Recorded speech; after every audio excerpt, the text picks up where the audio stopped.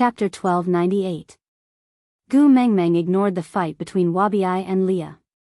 She quickly bit her finger and poked it into Wabi-Ai's mouth. Wabi-Ai jumped in fright and turned to look at Gu Mengmeng in shock.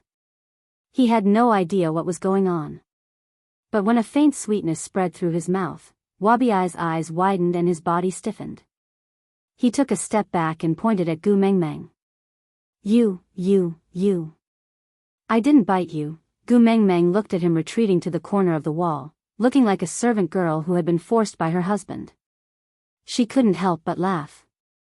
Hey, little shit. Come here. I won't. Wabi-Ai crossed his arms and glared at Gu Mengmeng.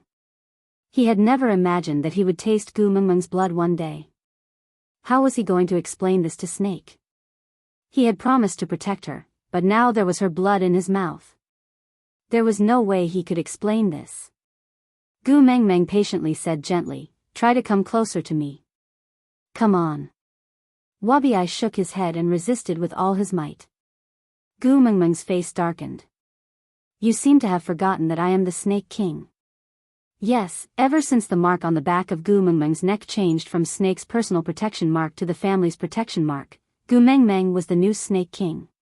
But she had ordered the Snake clan to continue living in the Snake King Valley and didn't have to serve her. So she wasn't surrounded by huskies like Elvis. Wabi-Ai was taken aback. He said reluctantly, "TSK, you even learned how to bully the snake." Gu Mengmeng couldn't keep up her gentle facade. She arched one leg and rested her arm on her knee. She crooked her finger. "Since you know I am bullying the snake, hurry over. Why must I use my status as the Beast King to suppress you? TSK, hurry up." Wabi-Ai dawdled over to Gu Mengmeng with a look of disdain. "I have to come over just because you asked me to. Do I not want my face? Just you wait, when I break through the Beast King bloodline, I will kill you." Gu Mengmeng stood up from the bed and jumped high to hook her arms around Wabi-Ai's neck. "You dare to talk back to me like this? Looks like you are really not afraid of me. Right?" Wabi-Ai was also taken aback by Gu Mengmeng's words. He turned around abruptly to look at her, his hands clutching her shoulders in a death grip from the agitation. The corners of his mouth widened until his 2 rows of pearly white teeth were all exposed to the guests. "Gu Mengmeng. I'm not afraid of you. I'm not afraid of you." Gu Mengmeng was about to fall apart from Wabi-Ai's shaking. She felt so dizzy and nauseous. Sigh. "It hurts." Gu Mengmeng raised her hand and slapped Wabi-Ai's head. Wabi-Ai was sent flying into the corner of the wall. Gu Mengmeng rubbed her shoulder, which had turned red from Wabi-Ai's grip, as she slowly walked over. She squatted beside Wabi-Ai and smiled from the bottom of her heart. She reached out a hand in front of Wabi-Ai. "Welcome back." Wabi-Ai reached out to hold Gu Mengmeng's little hand. He didn't stand up, but just pulled her into his arms with all his might. He couldn't calm his emotions as his throat tightened and his entire body trembled uncontrollably. Chapter 1299. Gu Mengmeng allowed Wabi-Ai to hug her with all his might, like a willful child hugging a toy he had lost and found. There was no hint of intimacy between a man and a woman, just the fear of losing a friend or even a relative. "Little shit, thank you for being afraid of losing me, and thank you for coming back, but my waist is about to break, can't you be a little gentler?" Not only did Wabi-Ai not loosen his grip, he hugged her even more tightly. He laughed out loud. "Gentle my ass. I will be the Snake King if I strangle you to death." Scram. Gu Mengmeng raised her hand to give Wabi-Ai another slap, causing him to fall to the ground. Wabi-Ai sprawled on the ground, twitching, not even lifting his face. Gu Mengmeng felt a little guilty. Are you serious? Did you become epileptic from being beaten?" Wabi-Ai shook his head but didn't say a word. Gu Mengmeng squatted there in confusion. She poked Wabi-Ai with a finger and asked worriedly, "Did I hit you too hard? Are you alright?" "Scram, don't bother me. Let me lie here for a while." Gu Mengmeng was taken aback. Damn, why did he sound like he was crying? She grabbed Wabi-Ai's hair and lifted his head up. Gu Meng Meng looked at Wabi-Ai in shock. A little shit, you are actually crying. I am not crying. Don't you slander me. Since he had already been seen, Wabi-Ai didn't bother burying his face anymore. He pulled Gu Meng Meng back into his arms. I thought I would never be able to fight with you again in this lifetime. Gu Meng Meng's heart warmed. She hugged Wabi-Ai back and gently patted his back. If he continued to be so afraid of her and hide far away from her, he would never be able to fight with her again. There was a relationship that was forged through fighting. The more they fought, the better the relationship would be. This relationship was called Wabi-Ai and Gu Meng Meng. Wabi-Ai started feeling awkward after he calmed down. He had lived for 800 years and was second only to Snake in the beast world in terms of being feared by others. But he was actually beaten to tears by a little female. Although Gu Meng Meng's family of 3 did not mention this matter, the way Leah and Elvis looked at him was really enough. Wabi-Ai raised half his body and rushed towards Elvis. Little wolf, I heard that you have become a beast king. Come and fight with me to loosen up my muscles. Elvis waved his hand. The wild wolves that were baring their teeth and about to pounce on Wabi-Ai suppressed the low growls coming from their throats and maintained a posture that was ready to leap and attack at any moment. They took 2 steps back, but their eyes were still fixed on Wabi-Ai, guarding against his every move. Elvis carried Gu Meng Meng and said, I can't fight with you now. Why? Wabi-Ai was displeased. Elvis tidied the stray hair on Gu Meng Meng's forehead and said, if I accidentally kill you, Xiao Meng will be upset. I won't do anything that will upset Xiao Meng. Wabi-Ai narrowed his eyes and flashed his poisonous fangs. Was he being looked down upon by this little wolf? Right? He swung his snake tail at Elvis without using any strength. Elvis leaped backwards easily and did not get angry. He just said softly, those wooden barrels over there are filled with Xiao Meng's grape wine. Xiao Meng will definitely be angry if you ruin it. Wabi-Ai's tail forcefully stopped a step away from the barrel. He turned around and sneered. Fight with me or I will ruin this broken barrel. Chapter 1300. Wabi-Ai gritted his teeth. Little wolf pup, you have been corrupted. This couple was actually using the same trick to threaten him. Damn it. They were both beast kings and were more powerful than him. He was the one being bullied all the time. She sighed, the truth was nothing in Snake's eyes. As long as Gu Meng Meng opened her mouth, even if she said fishes were flying in the sky and birds were swimming in the water, Snake would never hesitate to believe her. Elvis smiled. Thank you for your compliment. While Gu Meng Meng was settling Wabi-Ai's matter, Leah had already prepared a pot of food. He called Gu Meng Meng and Elvis out to eat. Besides Gu Meng Meng's family of 3, there was also Wabi-Ai, Ian, Gregory, and the unshakable Oriton. Because of Gregory's presence, no one mentioned anything about the news Gu Meng Meng had received from the beast deity. After all, Gregory was not one of them. Although he liked Gu Meng Meng, he was not someone who could share information with Wabi-Ai, Ian, and Oriton. Gu Meng Meng asked as she ate, how long did I sleep this time? Lee's gaze drifted to Gregory. 5 days. 5 days, Gu Meng Meng nodded.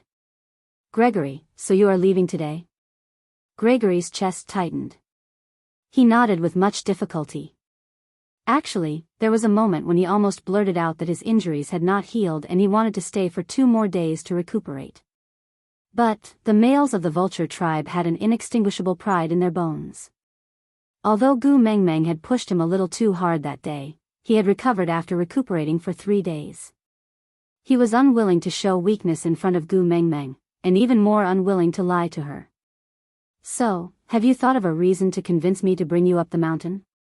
Gregory's gaze deepened. His seemingly calm eyes hid a surging anticipation. Gu Meng Meng shook her head. Her gaze landed on Elvis's chest. She smiled. The marriage agreement between the vulture tribe and that great lord seems to be impossible to fulfill. I've met with that lord, and he asked me to tell you that the engagement is over. From today onwards, the leader of your vulture tribe is free to marry. You don't have to guard that engagement to the death and be lonely for the rest of your lives. Gregory's face carried a tinge of disappointment and desolation. To the vulture tribe, that engagement was a promise, but also a shackle. Now that it had been undone, he did not feel as if a heavy burden had been lifted from his shoulders. Could he pursue Gu Mengmeng now that he was no longer engaged? But, why didn't he feel the slightest bit of joy? I understand now. The difficulties between him and her had never been because of that engagement. He was about to leave, and she didn't even try to stop him. He was prepared. No matter how ridiculous her excuse was, as long as she revealed even the slightest desire for him to stay or for him to take her away, he would agree. However, she actually shook her head so calmly and even gave him a release, allowing him to marry freely. You don't want the love of the sky? Gregory asked softly. Gu Mengmeng smiled and said, yes, of course. Without that thing, my man won't let me bear children. Gregory felt as if his heart had been sliced by a small knife. So she had put in so much effort to find the love of the sky just so she could bear children for her partner.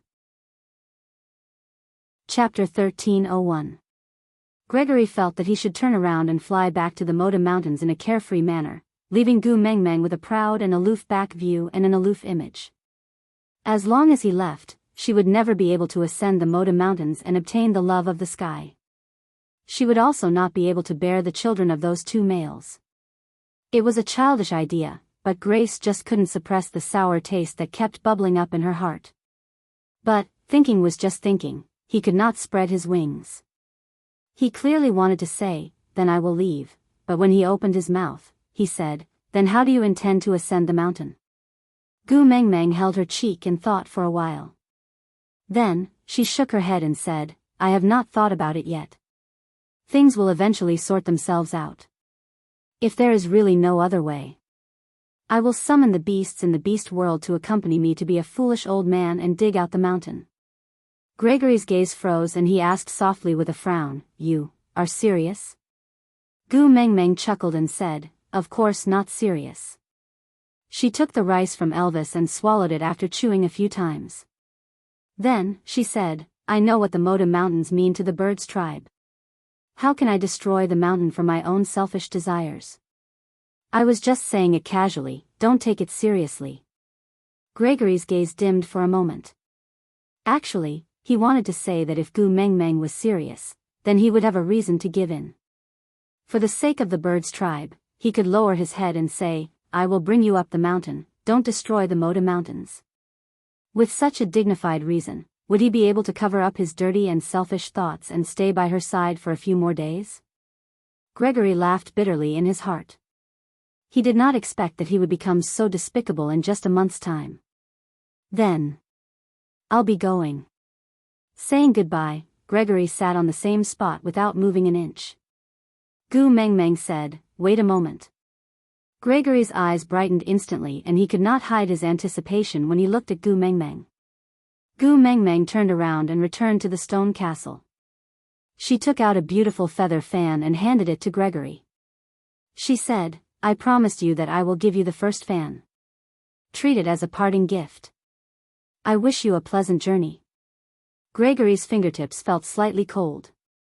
He took the fan from Gu Mengmeng and his eyes that had just lit up dimmed again. He nodded and said, thank you. In the end, she did not ask him to stay.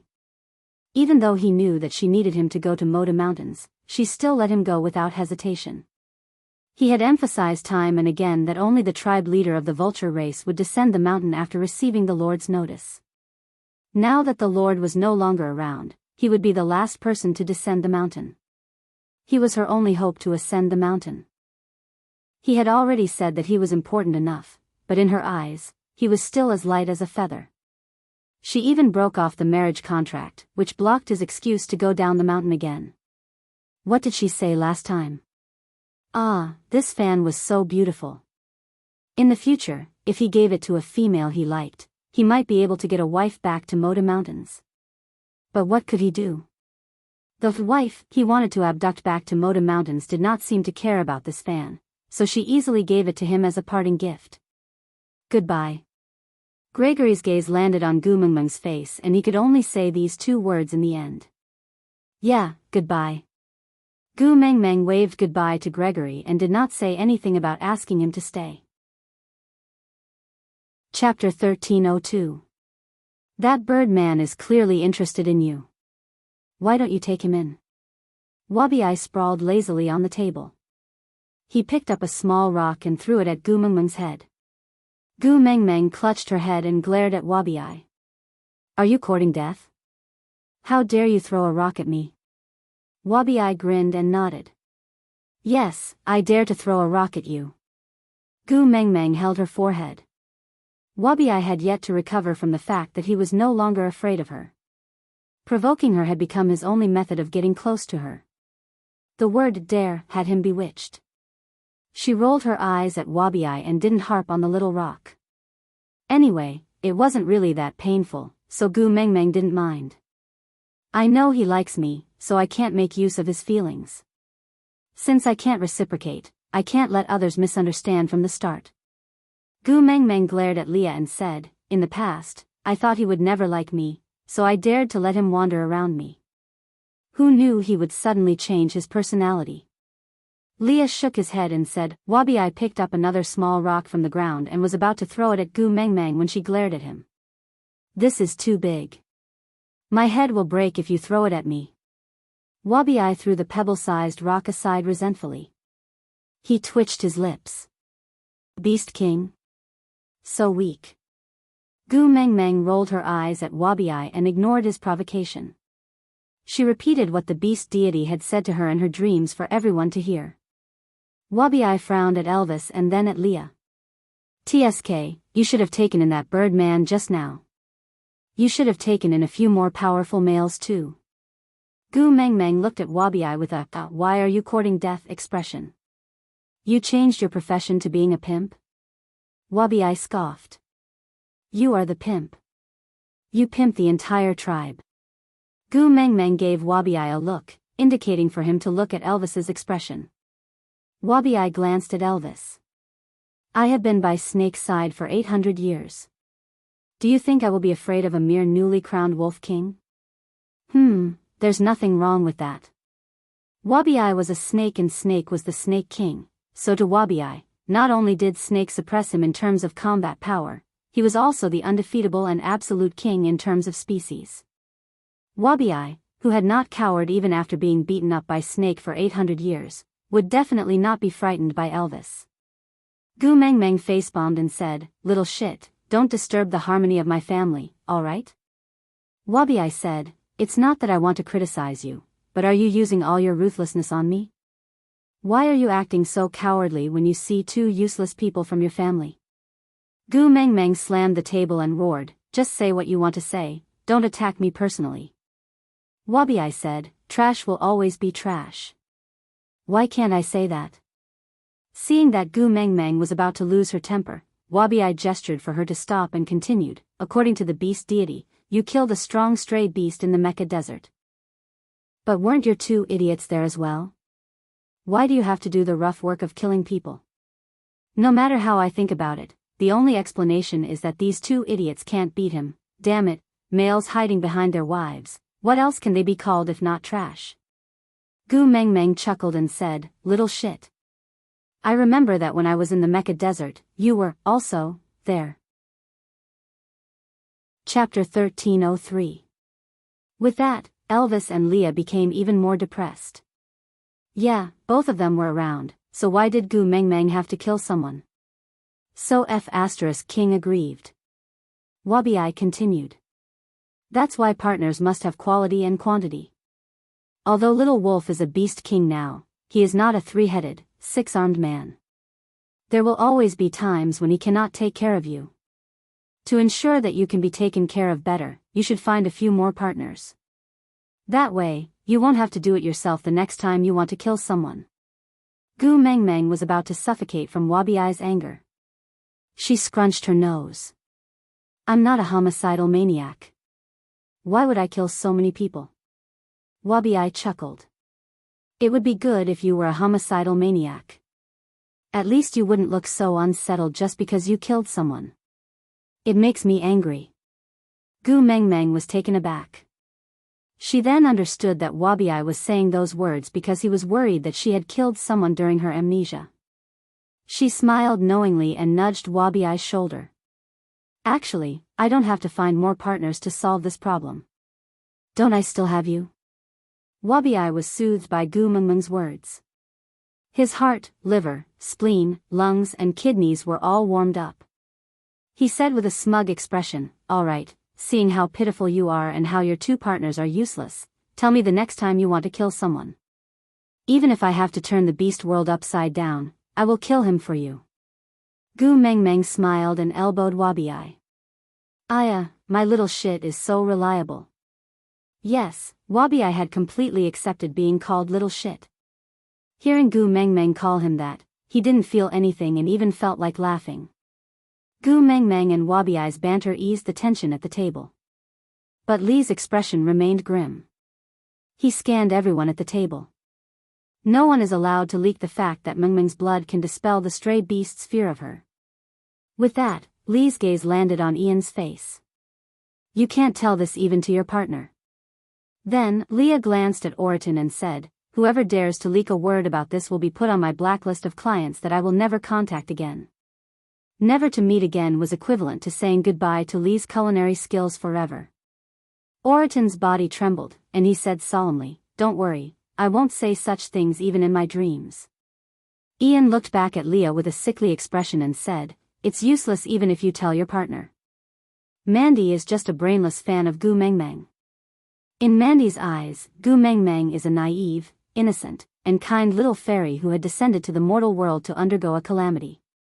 Even the hair she lost was because she was worried about saving the world, and her farts were fragrant and clean. If I dared to say anything bad about Gu Mengmeng to her face, in her eyes, would immediately become a vicious villain who obstructed Gu Mengmeng from achieving immortality and returning to the heavenly court. Leah chuckled. This little female Mandy has good taste." Ian was speechless. He sighed and looked at Gu Mengmeng. "I heard that there was a cripple among the stray beasts that came to deliver grapes to you.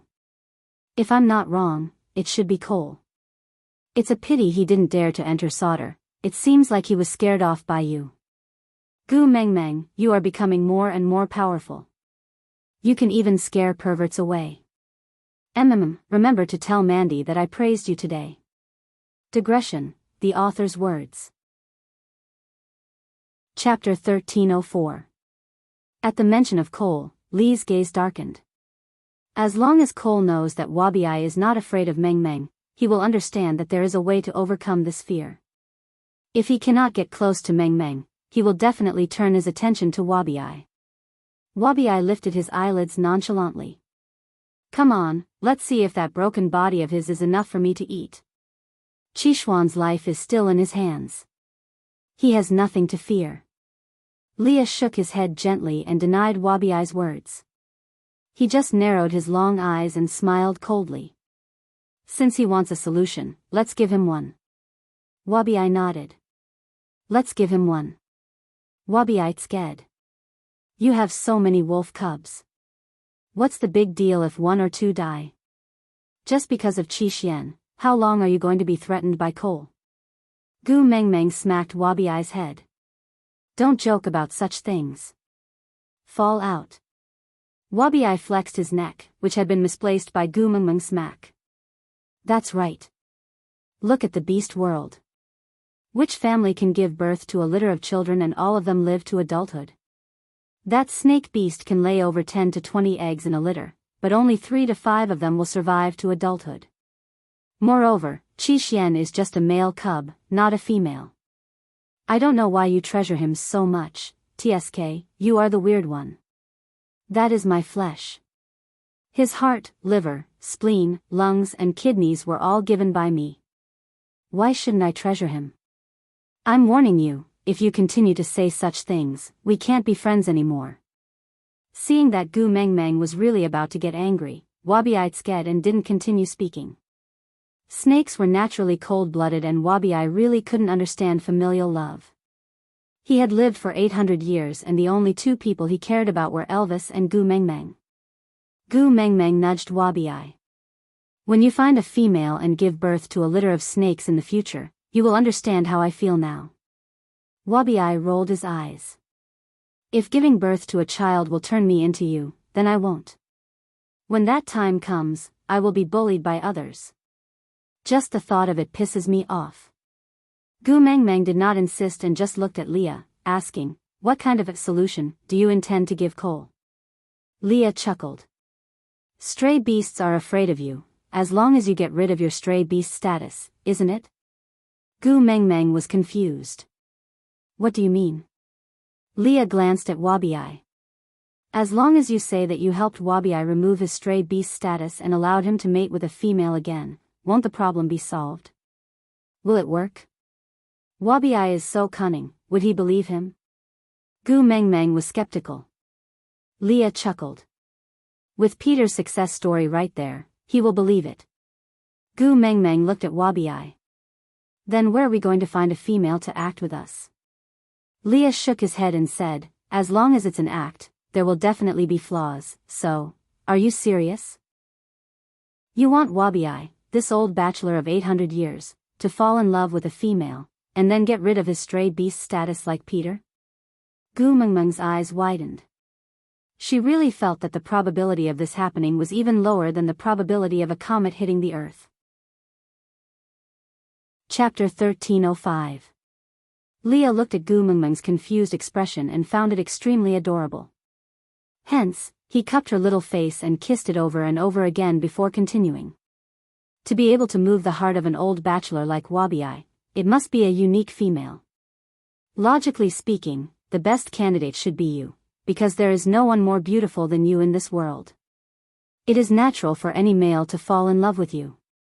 However, I don't want you to be the scapegoat, so I can only settle for the next best thing and choose a very special and unverifiable female.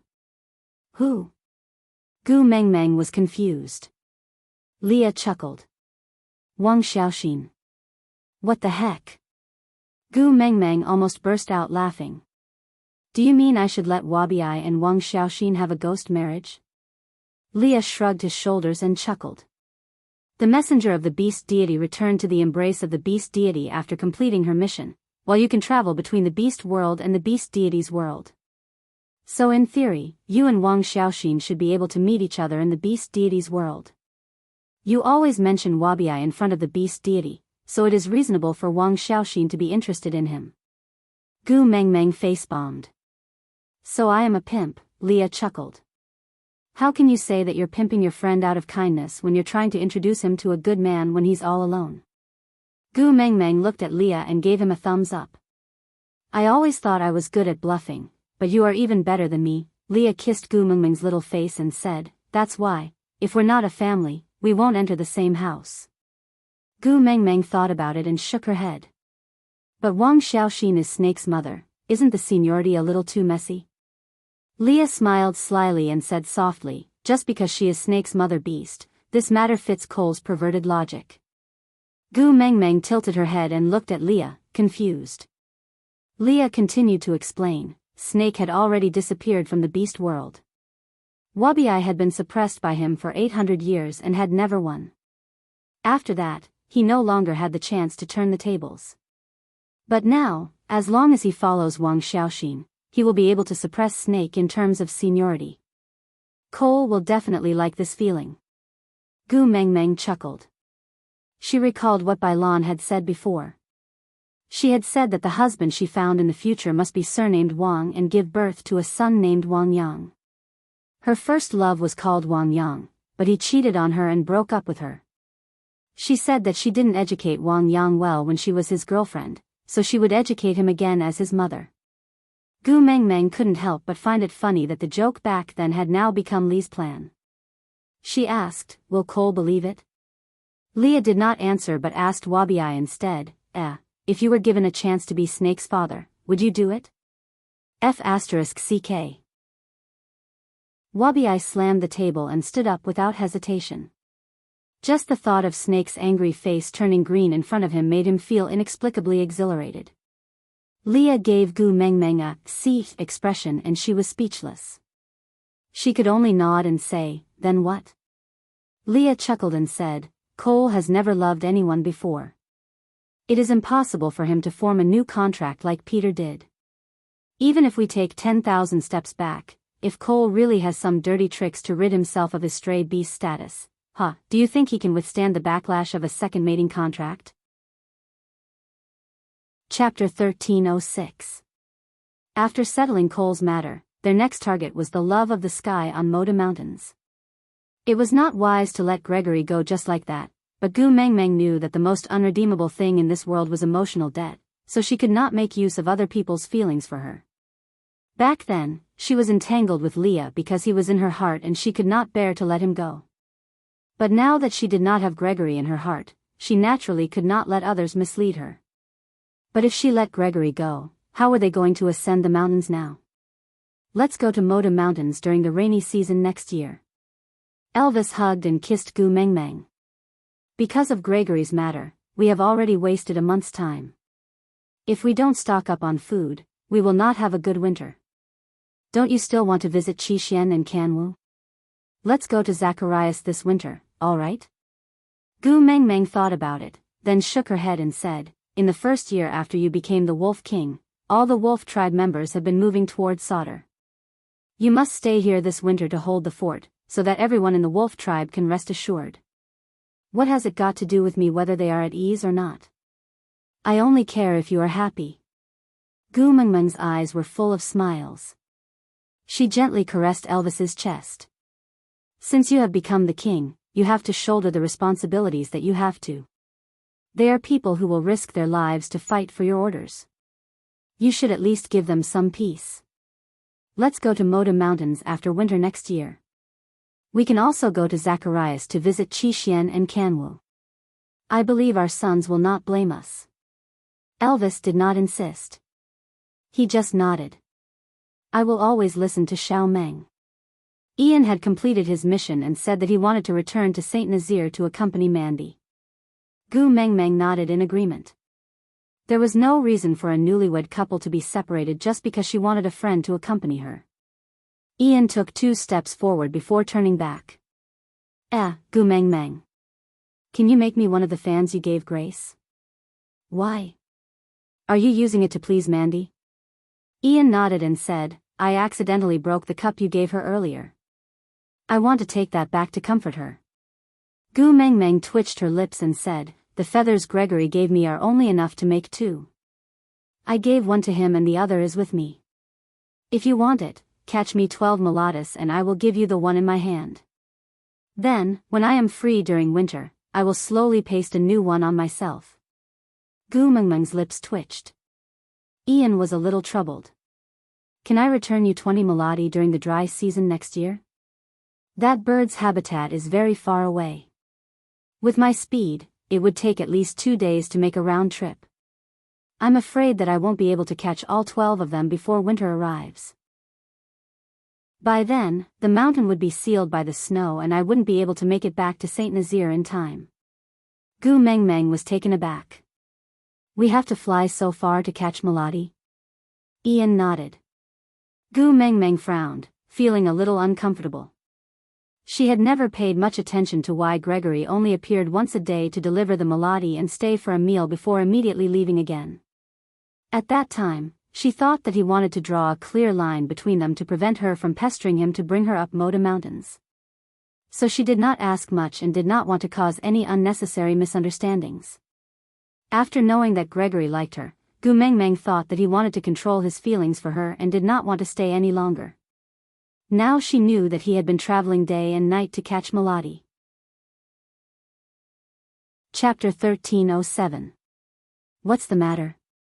Ian waved his hand in front of Gu Mengmeng's eyes. Are you giving it to me or not? Gu Mengmeng looked up and stared at Ian for a while, before standing up and returning to the house to take out the other feather fan. She handed it to Ian. Here, use this to coax Mandy. I don't need you to catch mulati for me. This fan. I don't like it anymore. It was not that she didn't like it, but it was too burdensome. A man had helped her to catch a bird from afar, and he had never complained about the hardships along the way. It was fine if she didn't know about it, but now that she knew, she felt that she owed Gregory just by looking at this fan. It was a really bad feeling. Ian didn't know what Gu Mengmeng was thinking about. He didn't stand on ceremony and took the fan. I won't take advantage of you. I owe you a favor. Tell me if you want anything in the future. I will definitely return this favor. Gu Mengmeng waved her hands. Mandy is also my friend. It's nothing to give her something. Let's go. We've been out for so many days. I don't know how anxious Mandy is. Ian nodded and didn't say anything else. He flapped his wings and flew into the sky. He circled twice in the sky, leaving behind a bird's cry before flying off. In the next few days, Leah stayed at home to accompany Gu Mengmeng while Elvis led the wolf clan out to hunt. Because they could hunt with the Wolf King, the entire wolf clan was in high spirits. As a result, the wolf clan's prey was the most abundant in Sodor. This also made the wolf clan's reputation unparalleled. The Snow Fox clan came to look for Leah twice, hoping that the Ninth Highness could lead the Snow Fox clan to hunt together to compete with the wolf clan. However, Leah rejected them. The reason was simple. Elvis was stronger than him. If Elvis went out to hunt, there would be more prey. It was a good thing for the clan. He would never sacrifice Gu Mengmeng's winter meals for the Snow Fox clan's reputation. The Snow Fox clan was snubbed, but they couldn't do anything to Leah. Hence, the 16 tribes' reputation at the night campfire party gradually faded. The Wolf clan became the new star of the show with their fighting abilities. When Elvis was not at home, Gu Mengmeng spent most of her time at Sandy's place, chatting with her and teasing her 2 daughters-in-law and Sandy's 3 leopard cubs. The children grew really fast. The little guys who didn't even have teeth at first were now almost as big as adult cheetahs in the zoo. It was just that it was already more than a year old, but it had no intention of evolving. Gu Mengmeng had asked once and Sandy said that Huda and his brothers were special cases. Usually, beasts would only start evolving at around 3 years old, so Joseph and his brothers were still young and there was no rush. Gu Mengmeng hugged Dodgy in her arms and asked Sandy while stroking her fur, I sent Bode out of Zacharias and he has yet to return. I wonder if he can come back to spend the winter with you. Will you blame me for being nosy? Sandy shook his head and smiled. If Bode's strength doesn't increase, then he won't be able to keep his position in the family. I can't even thank you enough for pointing out a bright path for him. Why would I blame you? Gu Mengmeng heaved a sigh of relief and felt much more at ease. She then asked, Bode is not at home this year, you can have a nest of little bears with Colin this winter. Chapter 1308. Why? Did they request it? Gu Mengmeng frowned. Sandy smiled and replied, how would they dare to make any requests? They have been well behaved ever since you taught them a lesson the last time. But, isn't this the purpose of the marriage alliance? If we want the wolf tribe to truly help Huda and Jialu wholeheartedly, I, as the partner of the marriage alliance, must give birth to a litter of offspring for the wolf tribe. Only then can our relationship be truly confirmed. In the future, if you and Leah can give birth to a daughter, take my son from the wolf tribe as your partner, by then, Sodor will be truly united. Gu Mengmeng did not reply Sandy because she could not force her own views on marriage onto Sandy. But she knew that if her daughter were to get married one day, it would definitely be because she liked the other party and not because of any damned unity. But Gu Mengmeng could not say these words to Sandy. Sandy's character had gradually matured because she had shouldered the responsibilities that should have been shouldered by Gu Mengmeng. And the reason why she had to bear these responsibilities for Gu Mengmeng was because she had stopped Colin, who was the messenger's guard, and did not allow Colin and Elvis to face off against the powerful forces of Sodor at that time. That bit of guilt had taken root in her heart and she used all the resources she could to compensate for that guilt. No matter how many times Gu Mengmeng told her not to take that matter to heart, she had never blamed Sandy. But Sandy could not overcome the barrier in her heart. Whenever there was something that she could have done for Gu Mengmeng but did not, she would be tormented by that guilt until she could not eat or sleep well. At the end of the day, she cared too much about Gu Mengmeng. In the evening, the people who had gone out to hunt gradually returned. Elvis was anxious to see Gu Mengmeng and naturally took the lead. The wild wolves sent the prey back to the stone castle first while Elvis went straight to Sandy's house to fetch her. Sandy's 7 partners followed closely behind Elvis. The 8 wolves galloped over in a menacing and awe-inspiring manner. When he stood in front of Gu Mengmeng, Elvis had already transformed into human form. He scooped Gu Mengmeng up from the stool and hugged her in his arms. He kissed her little face and said, "I missed you so much." During the days that Elvis had been out hunting, this was the first sentence he would say every day when he saw her. At first, Gu Mengmeng felt that he was too mushy, but now she was used to it. Hence, Gu Mengmeng hugged Elvis back and said, "It's been hard on you, I missed you too." The 7 wolves of the Sandy family were panting heavily when they finally regained their footing. Even though they were trying their best to suppress it, it was already extremely difficult for a level 4 orc to keep up with a Beast King's speed, let alone a level 3 orc. But even so, their eyes were still shining with excitement. The more powerful the king, the more powerful the race. The desire of males for power was endless.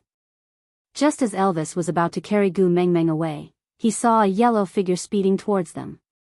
It came to a sudden stop in front of Sandy, kicking up a cloud of dust. Gu Mengmeng fixed her eyes on it and smiled knowingly. "Hubby, let's go home."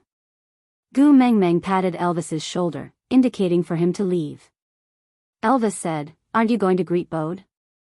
Gu Mengmeng smiled knowingly and said, "Absence makes the heart grow fonder, why should we stay and be the third wheel?" Absence makes the heart grow fonder? Elvis did not understand. Chapter 1309. Elvis understood and gave a knowing smile. He carried Gu Mengmeng and left quickly. When they returned to their own cave, they realized that there were 2 more people in the house. It was Qi Xian and Kanwu, who were supposed to be in Zacharias. Gu Mengmeng was extremely surprised and overjoyed. She jumped down from Elvis's arms and hugged her 2 sons tightly. She grinned so widely that only her eyes could be seen. "Mum, we are here to see you." Kanwu laughed in a humming voice. Gu Mengmeng said, "Good, so good." Qi Xian just smiled and allowed Gu Mengmeng to hold his arm as they entered the stone castle. Elvis shot a look at the wild wolf, who immediately went to the meeting room to call Huda and Jiayu back. Once the 4 children returned home, Elvis and Leah could only be considered as murals. Already used to this kind of family status, Elvis could not be bothered to fight for attention with his 4 sons. So, Leah turned to cook while Elvis cleaned up the day's prey and arranged them neatly. "Why are the 2 of you here?" Gu Mengmeng sat by the bed and looked at her 4 sons who were seated in a circle around her. She was in a great mood. Qi Xian said, "When father-in-law came to Zacharias, he said that Mum might not have the time to visit us this year. Kanwu and I were afraid that you would miss us, so we came back to see you." As Qi Xian said, he turned to look at Kanwu and said, "Don't you have something to tell Mum?" Kanwu nodded and grinned at Gu Mengmeng with his big white teeth. "Mum, I have leveled up. 2nd level orc." Gu Mengmeng was overjoyed. She hugged Kanwu's head and kissed him repeatedly. "My Kanwu is so powerful." Qi Xian chuckled. "Mum, you are favoring one over the other. You didn't treat me like this when I leveled up." Upon hearing that, Gu Mengmeng pounced at him without another word. But Qi Xian caught her and said, Don't. I was just saying casually.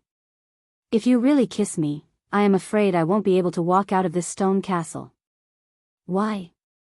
Gu Mengmeng did not understand. Qi Xian glanced at the busy Elvis and Leah. "It's not like you don't know how jealous your partner is." After being teased by her sons, Gu Mengmeng pinched Qishuan's face without getting angry. She just returned to her original spot and smiled at her 4 sons. Huda rubbed his nose and said, "As the eldest, I let my younger brothers take the lead. Looks like I have to work hard too." Jiayu, however, looked unconcerned as he said, "Kanwu has always walked the path of brute force. It is normal for him to accumulate battle experience quickly. Don't compare yourself to him.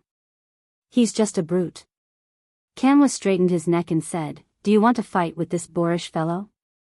Jialyu smiled as he shook his head and said, "It's so boring to fight with a first-level beast like me. To the left of the door, there's a level 4 snow fox cooking. To the right of the door, there's a level 5 snake hanging on the tree. Upstairs, there's a beast king sorting out the prey. Oh, there's a female beast king sitting in front of you. If you're really capable, challenge them to a fight." Kanwa didn't back down and said, "Apart from my mother, I will definitely challenge the rest and I will definitely win." "Why apart from Mummy?" Jialyu smiled and asked, "Why, are you sexist?" Kanwa raised his head and said, "How is that possible? I won't discriminate against Mummy. I'm just afraid she will cry if she loses." Chapter 13:10. Gu Mengmeng wrapped her arms around Elvis's neck and said proudly, "How is it? Isn't my son full of ambition?" His words were powerful and impassioned. Too manly. As long as Gu Mengmeng was happy, Elvis would naturally go along with what she said. He nodded and said, "Yeah, very imposing."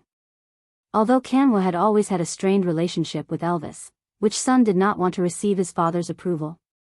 So, although Elvis's compliment was mostly to please Gu Mengmeng, it was a great affirmation for Kanwu.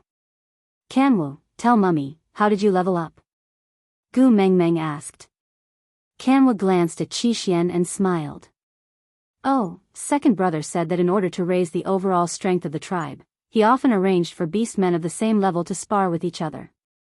After fighting a lot, he would level up." Upon hearing that, Gu Mengmeng felt that this was a good idea. She turned to look at Leah. Before she could speak, Leah continued Gu Mengmeng's words. "We can use this method back in Saint Nazaire, but not in Sauter for now." Gu Mengmeng thought about it and agreed. Sauter's 3 forces were all trying to suppress the other 2. The previous night campfire party was so chaotic that it could almost be compared to empresses in the palace. If it was a normal sparring session, haha, someone would die sooner or later. Gu Mengmeng nodded in agreement. Kanwa hesitated for a moment before saying to Gu Mengmeng, "Mummy, there's something else I have to tell you." Gu Mengmeng looked at Kanwa's hesitant face and asked, "What's wrong?" Kanwa lowered his head, not daring to look at Gu Mengmeng in the eyes. He said in a small voice, What exactly happened?" Kanwa had never been a wishy-washy child. This was the first time he was so timid. Gu Mengmeng's instincts told her that he was in trouble. She said worriedly, "Don't worry, your daddy is here to support you. Tell me, what exactly happened?" Kanwa scratched his head and said, "Nothing much, it's just that I took over the stray beasts camp." "Huh?" Gu Mengmeng did not react for a moment. Kanwa thought to himself, since he had already done it, no matter how angry his mother was, she would not strangle him to death. Hence, he mustered up his courage and said, "I have taken over the stray beasts camp." "Why did you take over that place?" Gu Mengmeng could not understand. Kanwa said matter-of-factly, "Mother's favorite grapes are in the territory of the stray beasts. I'm not willing to see second brother pluck grapes every year as some stray beast young master, so I took over that place. Every year, Mummy, and I took over that place. Mummy and I will go over to help you too." Kanwa nodded and replied, "Us 4 brothers promise to be Mother's support in the future and give the best things in the world to Mother. Since that grape is Mother's favorite, I can't let it fall into someone else's hands." Mummy, I said, you, I, and King, I, and you, I, comma, you, he, you, I, and I, and Gu, you, and you just, you, and I, with, and not. Chapter 13:11. Elvis placed his large hand on Kanwa's shoulder. His gaze was solemn, determined, and cautious. "You did the right thing." This time, Elvis had truly acknowledged Kanwa. As a wolf, he should have the ruthlessness of a wolf. Gu Mengmeng was very kind and meticulous. This was fine as a female, but she would appear to be indecisive as a male. On the contrary, Elvis was rather satisfied with Kanwa's decision.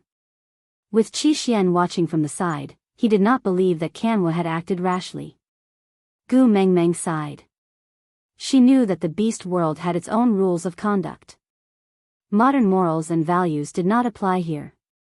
Taking by force was the right thing to do. But Gu Mengmeng could not get used to this. Then how did the stray beasts react after you took over? Since they had already done it, Gu Mengmeng was more concerned about the aftermath. Kanwa twitched his lips. It is precisely because they did not do anything that second brother said he was worried and asked me to inform mother. That Cole is perverted and evil. I wonder what tricks he is playing behind the scenes. Second brother said his instincts told me that he is definitely plotting something against mother. He can't even get close to me now. And even if he did, he is not my match. Moreover, I still have your father guarding me. But according to his usual style, he will either use the four of you or your mother-in-law to threaten me. Anyway, he can't come up with any new tricks. Qi Xian, who had been silent all this while, slowly opened his mouth. Mother, don't underestimate the enemy. Be careful. Gu Mengmeng nodded. She smiled and rubbed Qi Xuan's head. It's all right. Your daddy Leah is by my side. No matter what tricks Cole plays, he will not succeed. Qi Xian nodded. His gaze landed on Leah, who was carrying a pot and setting the table. Mother has one scholar and one warrior by her side. It can be considered foolproof. But it is easier to dodge a spear in the open than an arrow in the dark. You must be more vigilant in everything. Gu Mengmeng nodded in agreement. Leah then arranged for everyone to eat together. After the meal, Kanwu and Qi Xian had to return to Zacharias. Gu Mengmeng could not bear to see them leave. They had just returned home for a meal. However, the two children said that it was an important time to store up food. They had just occupied the territory of the stray beasts' base camp.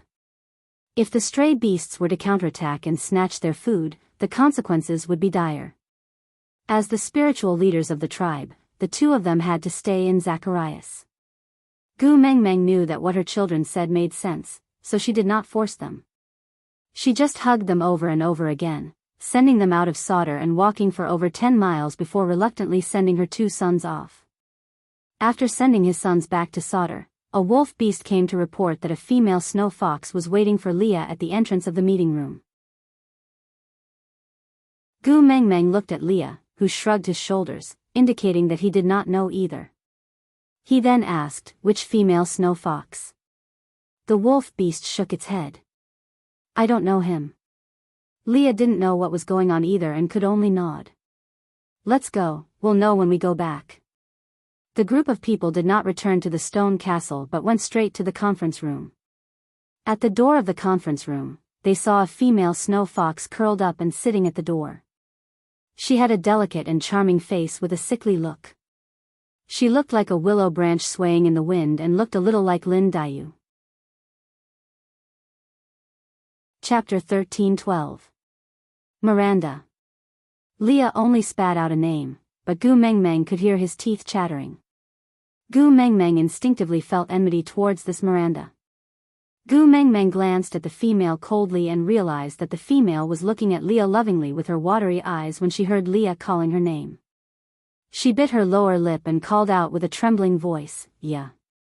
"Ah, yeah?" Gu Mengmeng frowned. "Do you want to sing a part of the Breaking the Ice March?" Lee's frown deepened when he heard this form of address. He immediately turned to look at Gu Mengmeng and shook his head. "No matter what you are thinking, it is not what you think it is." With that, he carried Gu Mengmeng from Elvis's arms and said, "Let's go home first, I can explain." Leah did not even look at Miranda as he carried Gu Mengmeng and was about to leave. Miranda hurriedly stood up to pull Leah, but her legs were numb from sitting for too long. The moment she stood up, she pounced towards Leah. If Gu Mengmeng did not see wrongly, she seemed to want to tear off Lee's beastskin dress. But Leah was after all a 4th-level beast. Even if he was carrying Gu Mengmeng in his arms, he was not someone a female could casually touch. He just dodged to the side and avoided Miranda. Seeing Miranda fall to the ground pitifully, Leah did not even blink and said coldly, "If you still want your claws, you better control them. My female doesn't like others touching me." With that, Leah carried Gu Mengmeng and left without looking back. Miranda lay there sobbing softly, saying in a heartbroken manner, "Aya, how could you do this to me? Aya, do you know how difficult it was for me to come back to see you? Aya, Aya." Miranda's voice was not loud. It was not a hysterical cry, but a soft moan that sounded like she was muttering to herself. But Gu Mengmeng had the power of a beast king, so she could naturally hear it clearly. Damn it, this Miranda was definitely a female classmate with a story, and her story was most likely related to Leah. Back at the stone castle, Gu Mengmeng said, "Let go of me." Gu Mengmeng needed to stand at a place where she could look at Lee's eyes to have a good discussion about Aya. But Leah was unusually stubborn as he hugged Gu Mengmeng tightly. "I'm not letting go. You must have misunderstood me now. If I let go, you will run away. You have to listen to my explanation before I let go." This was the reason why Leah dared to snatch Gu Mengmeng from Elvis's arms. He was extremely afraid that Gu Mengmeng would misunderstand and run away, disappearing from his world. "I won't run, let go of me first," Gu Mengmeng said. Leah shook his head. "Mengmeng, it's enough that we had that misunderstanding with Nina. I was really afraid that you would get angry and abandon me again. You would say that you would never see me again, that there was only you and me and no us. I was also afraid that once I let go of you, I would see you frowning, cry, jump into the lake and say that the beast world is not good at all, that you don't like it here, don't like me. Mengmeng, I'm really afraid. Don't struggle, let me hug you like this, I beg you." Every word and sentence of Lee's was like grinding his heart into cinnabar. He raised his pen and wrote on his lips, making Gu Mengmeng's heart ache. That self-directed misunderstanding was her emotional wound, but wasn't it also a dead knot for him? Chapter 13:13. With Gu Mengmeng's current abilities, if she really wanted to struggle free, Leah would not be able to hold her at all. Sighing, Gu Mengmeng gave up struggling and allowed Leah to hug her tightly as he wished he could rub her into his body. "I won't struggle free, tell me. What's the matter with Aya?" Leah felt Gu Mengmeng's obedience and his heart was no longer in a mess. He tried to loosen his grip a little and seeing that she really did not push him away, he finally calmed down and heaved a heavy sigh of relief. He said slowly, "Miranda is my father's concubine. When Cole schemed against me, it was on her bed." Gu Mengmeng felt as if she was struck by lightning, charred on the outside and tender on the inside. Feeling Gu Mengmeng's abnormality, Leah was at a loss. He said, "In this world, anyone can misunderstand me, no matter how bad they describe me, it doesn't matter. Only you can't. Gu Mengmeng, you said before that you believe me. Nothing happened between Miranda and me, I'm really innocent." Gu Mengmeng hesitated for a moment, but still reached out to gently touch Lee's back. She said, "I know, I believe you. Your mating mark is on my left ear, of course there's nothing between us." Upon hearing that, Leah nodded his head heavily. He first kissed Gu Mengmeng's left ear. Gu Mengmeng could feel that his lips were trembling and even his breathing was vibrating. With the joy of surviving a calamity, Leah then dared to let go of Gu Mengmeng slightly. He held on to her shoulders with both hands and distanced himself from her. He peeked at Gu Mengmeng's expression secretly. Yes, ever since Miranda appeared, Leah had been hugging Gu Mengmeng tightly in his arms. He did not dare to look at her face at all, afraid that there would be disdain and disgust, suspicion on her face. "Luckily you believe me." Leah said this with extreme helplessness. Gu Mengmeng looked up at Leah and said, "I believe you are innocent, and even if something happened between you and Miranda, I believe that you did not do it willingly and was schemed against by Cole. I will not push the blame on you for Cole's crimes, after all, you are also a victim." "No, there's really nothing," Leah explained nervously. Gu Mengmeng nodded. "Yeah, I said I believe you." Leah pursed his lips, his eyes filled with caution. Miranda's incident was the biggest stain on his life. Regardless of what had happened, regardless of whether he had been framed by Cole, the fact that he had once appeared in another female's bed had already made him guilty of a crime that deserved to die 1,000 times over. He was extremely afraid that Gu Mengmeng would mind this matter, and also extremely afraid that Gu Mengmeng would abandon him because of this, so when Miranda appeared, Leah froze. Leah asked, "Then why aren't you smiling?" "You." Gu Mengmeng sighed, she really could not smile. In the past, she did not understand why Leah called her Meng Meng, Elvis called her Xiao Meng, and Snake called her Tu Meng. But after inheriting Snake's memories, she understood that the beast world had a special meaning for addressing one another. A female could have more than one partner. They couldn't get a complete love, so they wanted a complete title. It was a little self-deceiving, but it was a comfort to the soul. For example, everyone who had no special relationship with her would call her the Great Messenger or Gu Mengmeng. So Gu Mengmeng was the messenger of the beast deity that belonged to the entire beast world. And Xiao Meng was a Xiao Meng that belonged to Elvis alone. Chapter 13-14. Tu Meng, on the other hand, was the Tu Meng that belonged to Snake alone. Even if they were the same person, because of the difference in their names, there would be a difference in the male's heart. So, Gu Mengmeng really minded the fact that Miranda had a nickname for Leah. She did not even call Leah Aya, so what right did Miranda have to call him that? "I mind Miranda." Gu Mengmeng said straightforwardly, "Why did she call you Aya? What was the relationship between the two of you in the past? I can see that her attitude towards you is not like an elder to a junior, but more like a woman's admiration, infatuation, and unattainable desire towards a man. Don't try to deny it, I recognized her expression just now. It was the same expression on my face when you were fooling around with Nina. You can ask Elvis if you don't believe me." Leah was most afraid of Gu Mengmeng's cold violence. She did not speak or ignore him, not even giving him a chance to explain or coax her. That was the most torturous. Now, she was like a machine gun in an overbearing manner, which made Leah feel at ease. As long as she was willing to ask, she was giving him a chance to explain, at least to prove that she did not intend to abandon him. His heart gradually returned to his chest. Leah kissed Gu Mengmeng's brow gently and said in a hoarse voice, "My darling, thank you." This. Gu Mengmeng was just about to start a big fight with Leah, but the moment the fire was ignited, it was extinguished by Lee's gentle words. The anger in her chest was instantly reduced by half. Facing Lee's humble and doting smile, Gu Mengmeng could not bring herself to be ruthless and the lines on her face softened. She pushed Leah and said, "What are you thanking me for? Don't think of bluffing your way out of this easily, I am quarreling with you here." Leah smiled as he placed Gu Mengmeng on the bed. He sat on the floor and propped one hand on the edge of the bed outside of Gu Mengmeng's thighs, while the other hand held Gu Mengmeng's little hand and played with it.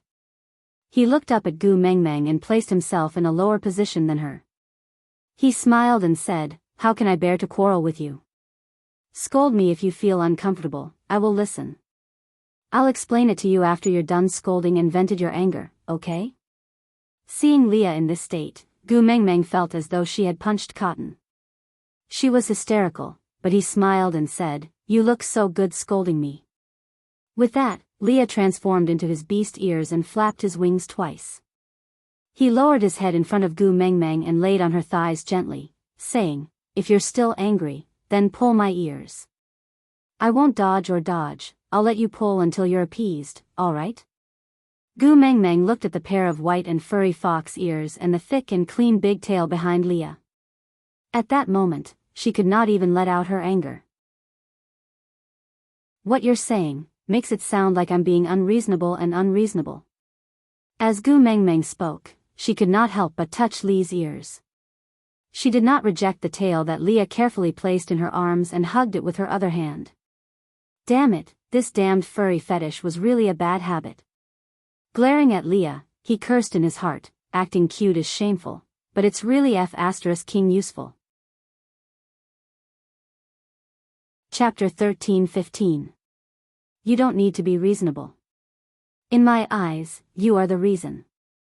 Leah rubbed his cheek against hers before flipping himself onto the bed. He laid on the side of the bed and used Gu Mengmeng's thighs as a pillow. He looked at Gu Mengmeng affectionately with his slanted eyes and said, Mengmeng, I have only done 2 wrong things to you in my entire life. One is to act in that drama with Nina to make you sad, the other is to appear on Miranda's bed. Other than that, I have not done anything else to make you sad. Trust me, alright?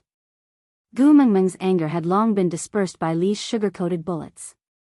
His endless indulgence and pampering made Gu Mengmeng unable to vent her anger. So she could only nod as a reply. Leah placed Gu Mengmeng's little hand by his lips and kissed it before continuing, I will tell you everything you want to know without hiding anything. You can be angry, you can throw a tantrum at me, you can hit me or scold me. You can even ask Elvis to bite me to death. But, you must never say that you want to abandon me, do you understand? Gu Mengmeng raised her brows and squinted her eyes. Is there anything between you and Miranda that will make me want to abandon you out of anger? Leah shook his head and said, the most disgusting thing is appearing on her bed. Really? Gu Mengmeng was skeptical. Leah smiled bitterly and reached out to touch Gu Mengmeng's left ear, saying, I have already given you my chastity, what are you still doubting? Gu Mengmeng thought about it and said with a cold face, you liked her before? Leah was so infuriated by Gu Mengmeng that he laughed out loud.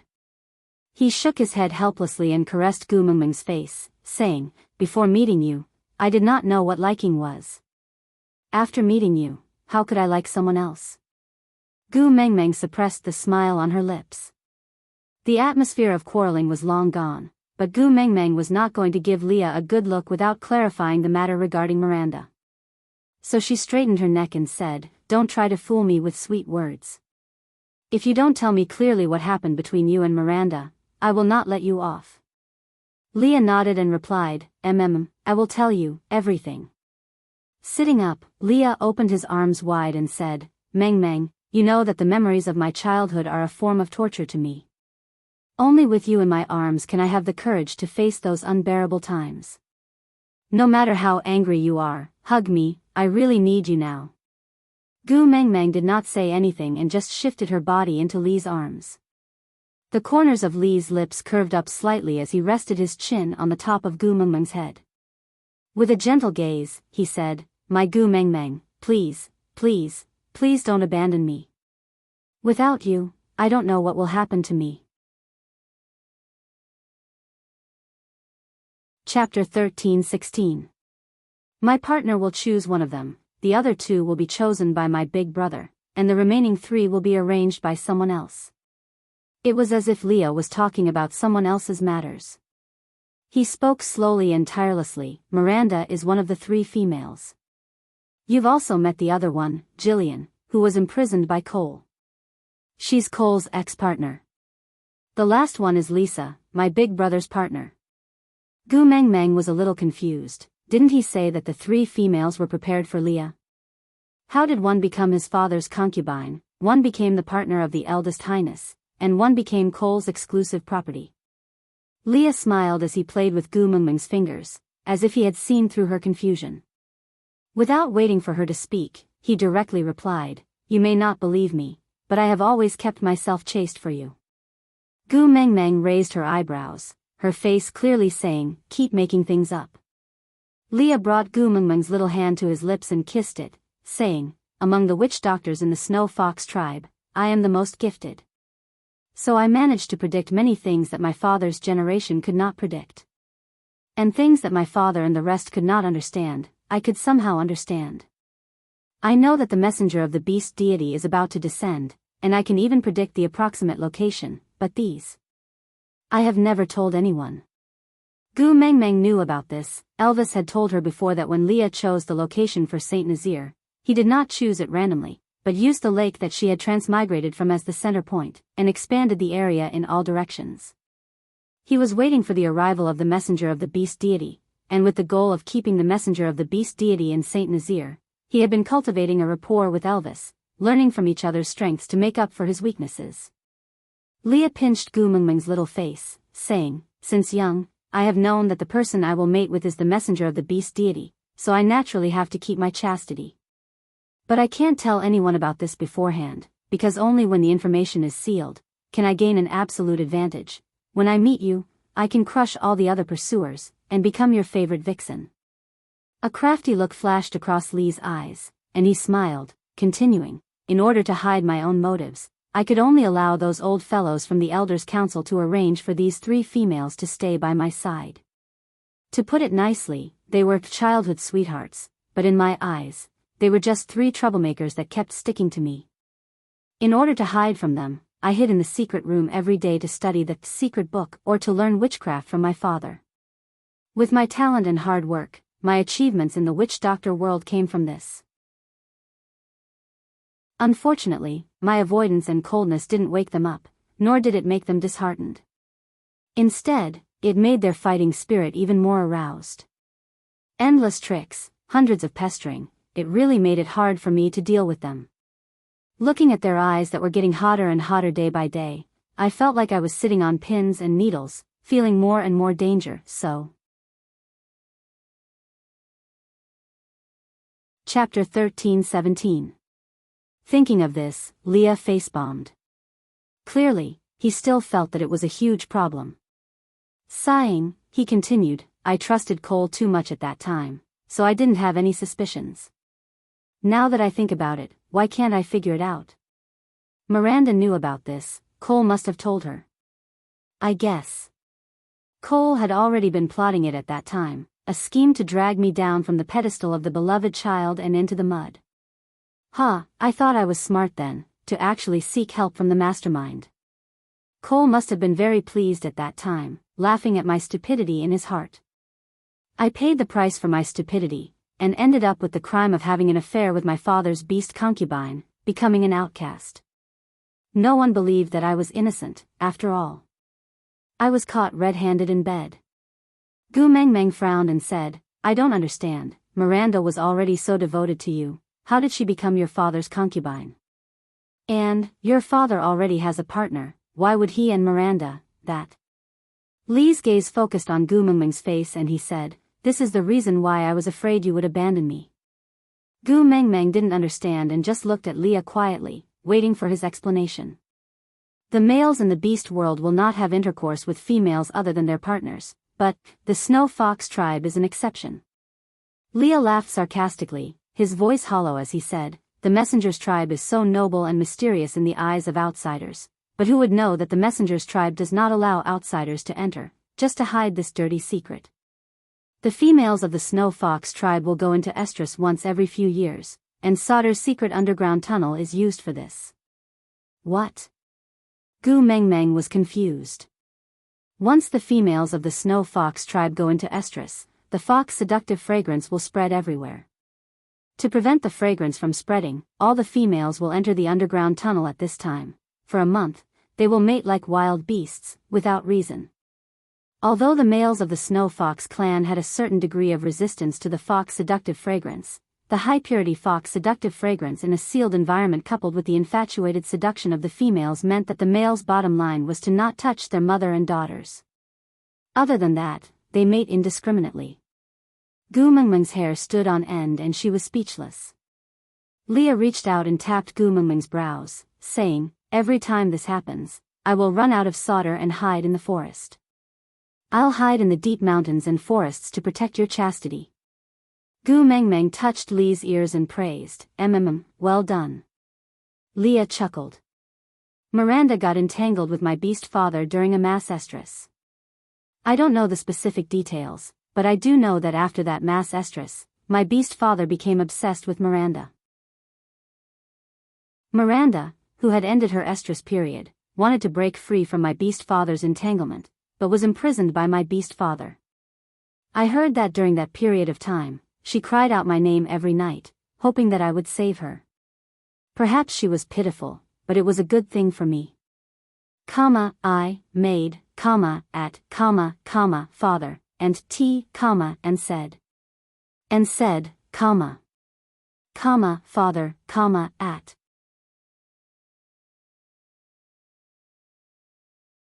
Chapter 13-18. Gu Mengmeng neither shook her head nor nodded. She was struggling internally. Gu Mengmeng knew that she was not that saintly to say that Leah should save Miranda. Leah and Miranda did not have that kind of relationship and he had no reason to save her. Moreover, if Leah went to save Miranda, Miranda would be even more certain that Leah liked her and would probably pester Leah to mate with her. Damn it, she still wanted to mate with her son after sleeping with him. What kind of twisted ethical relationship was that? Just thinking about it made her feel disgusted. Leah was right not to get involved in this. However, as a female, she was imprisoned in a small room, being pressed down on by someone she didn't like, and being forced to do whatever he wanted.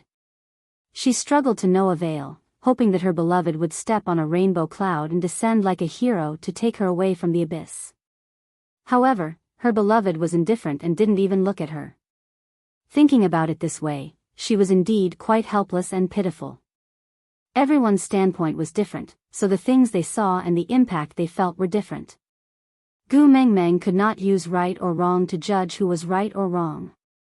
She just felt uncomfortable, as if a bowl of paste was stuck in her chest and she could not say anything. Leah held on to Gu Mengmeng's hand and did not let go. He stared at Gu Mengmeng with his long and narrow eyes and said word by word, "Mengmeng, I am not a kind person and I do not have the compassion to save the world. My goodness will only be given to you alone. Other than you, I will not even look at anyone else who falls into the swamp of hell in front of me. I don't have any extra emotions to use on anyone else other than you. Do you understand?" Gu Mengmeng nodded and did not say a word. Leah heaved a sigh of relief and chuckled. "Mengmeng, you are very kind and treat everyone well. But I am different. I am selfish by nature, and only treat you well. I know I am not worthy of you, but I am sorry, I cannot let go of you because the moment you leave me, my heart will shatter into pieces."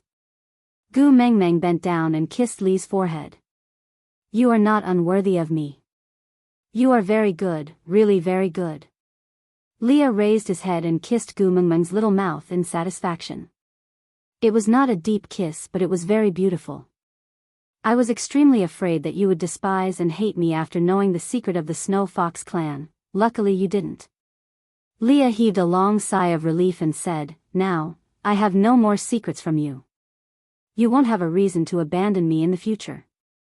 Gu Mengmeng smiled helplessly and shook her head. "I have never thought of abandoning you, you do." Li's gaze was filled with accusation. "During the coldest winter, you said you didn't want me anymore." "You were the one who abandoned me first," Gu Mengmeng retorted. Leah snuggled into Gu Mengmeng's arms and said, "Yeah, I was the one who courted death first. So I was punished. Mengmeng, do you know? Even if one's heart was as hard as a boulder, with copper skin and iron bones, in the end, they still couldn't resist the words, 'I don't love you anymore.' Promise me, never say this sentence to me ever again, all right?" Gu Mengmeng nodded. She felt that the atmosphere was too mushy, so she changed the topic. "But the Snow Fox clan has such liberal views on sex. Why would you be chased out of Sauter just because you appeared on Milan's bed? This kind of matter, compared to the mass estrus in the secret tunnel, isn't it not worth mentioning?" Chapter 13-19. The dirtier and dirtier the inside, the more they want to look noble and bright on the surface. Mass estrus is Sauter's biggest secret. To cover up this secret, they tried their best to portray the Snow Fox tribe as pure and holy, seeking a noble and empty reputation in the beast world. They carried out their despicable deeds with an air of arrogance. Gu Mengmeng was stunned for a moment before saying, "So, they want to be whores while maintaining a chastity?" Leah nodded and said, "Yeah, something like that." Gu Mengmeng remained silent for a moment before asking again, "Leah, let me ask you. In the past mass estrus incidents, did anything like what happened between your father and Miranda? Did they not interact much in the past and suddenly become stubborn after one round of pleasure?" Leah shook his head and said, "Who can tell who is who in a mass estrus situation? They just don't have any rationality and don't want to vent their beastly desires. Most of them are fine after coming out and can't even tell who is the person they have been with for a month. Who would suddenly become stubborn?" Gu Mengmeng nodded and bit her lower lip lightly as she fell into deep thought. Leah looked into Gu Mengmeng's eyes and asked, "What are you thinking about?" Gu Mengmeng was brought back to her senses by Leah. She hesitated for a moment before continuing. Do you think your father's sudden stubbornness towards Miranda could be Cole's doing? Leah frowned and his brain was working furiously. His eyes lit up and he said, You mean the bewitching spell? Gu Mengmeng nodded and said, Under normal circumstances, it is very difficult for a high-level witch doctor like your father to fall for it. But mass estrus happened in an airtight environment like the secret tunnel, so the purity of the fox's seductive fragrance must be unprecedentedly high. As long as the timing is right, the success rate of casting the bewitching spell is very high. This is the only way to explain why your father suddenly became interested in the partner he had originally arranged for you and was so stubborn to lock her up and make her his. Leah nodded in agreement. Suddenly, he smiled and said, So my beast father's death was not caused by him vomiting blood after seeing me and Miranda having an affair. It was because of the bewitching spell. I only know that I am innocent, but I never thought that I had been carrying the blame for Cole all these years. You've never thought about it? Gu Mengmeng was a little surprised. By right, with Lee's intelligence, there was no reason he could not think of this. Leah shook his head and said, I knew it was Cole who set me up, but I did not think about Beast Father's death. I really thought that I had angered Beast Father to death and felt guilty for many years. Gu Mengmeng patted Lee's shoulder lightly and said, It's all in the past, don't think about it anymore. Leah chuckled and pinched Gu Mengmeng's little face. Silly girl, didn't I already say? The only one who can make me sad in this world is you. As long as you don't leave me, nothing can hurt me. Gu Mengmeng smiled and nodded, agreeing that she would not leave him. Then, she asked, But this Miranda suddenly appeared, how should we deal with her?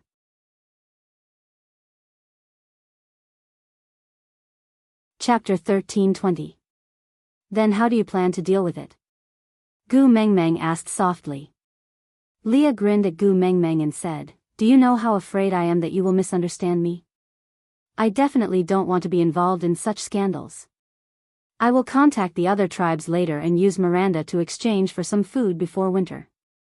Gu Mengmeng frowned and said, Usually, don't only females who have committed a grave mistake will be traded to the other tribes as goods?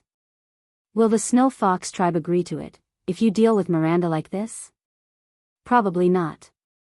Leah chuckled and said, Now the Snow Fox tribe, Wolf tribe and the 16 tribes are in a stalemate, each with their own territory.